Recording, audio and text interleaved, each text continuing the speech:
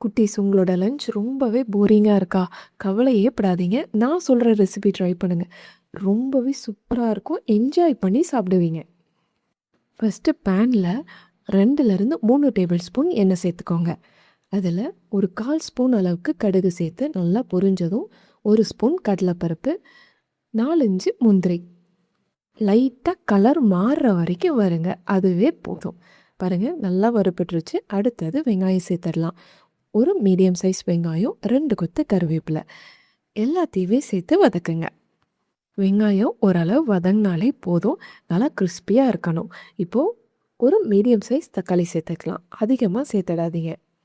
தக்காளி வேகட்டும். அதுக்குள்ளே மசாலா அரைச்சிடலாம். மிக்ஸி ஜாரில் 8 பல் பூண்டு, சின்னதாக 3 துண்டு இஞ்சி, ஒரு பச்சை மிளகா, ஒரு கைப்படி மல்லி இலையும் புதினா இலையும் சேர்த்து எடுத்திருக்கேன். கொஞ்சமாக தண்ணி ஊற்றி நல்லா நைஸாக அரைச்சிடுங்க. தக்காளியோட பச்சை வாசனையும் போயிடுச்சு. அடுத்தது அரைச்சி வச்சுருக்க பேஸ்ட்டு சேர்த்துடலாம். மல்லி புதினாவோட கலர் மாறாமல் வதக்குங்க. நல்லா எண்ணெய் பிரிஞ்சு வர அளவுக்கு வதக்கணும். 1 ஸ்பூன் மல்லித்தூள் மட்டும் சேர்த்துருக்கேன். உங்களுக்கு காரம் பத்தலைன்னா நீங்கள் மிளகாத்தூள் கூட சேர்த்துக்கலாம். மல்லித்தூள் சேர்த்து நல்லா கலந்துட்டு வடித்து வச்சுருக்க சாதம் தேவையான அளவு சேர்த்துக்கோங்க. கம்மியாக தான் சேர்த்துருக்கேன். டேஸ்ட்டு பார்த்துட்டு மறுபடியும் நம்ம கலந்துக்கலாம். சாதம் போட்டு பெரட்டும் போதே உப்பெல்லாம் கரெக்டாக இருக்கான்னு செக் பண்ணிவிடுங்க. அவ்வளோதான், இறக்கிடலாம். என்ன குட்டீஸ், இந்த வீடியோ பிடிச்சிருக்கா?